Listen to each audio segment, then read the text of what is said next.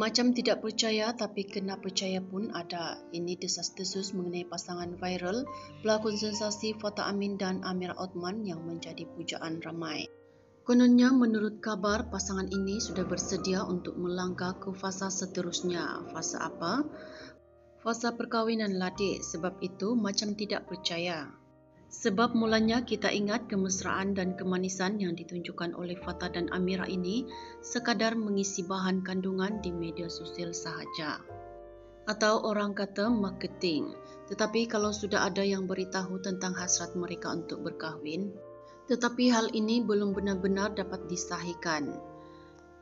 Apa yang kita dengar pun macam 50-50.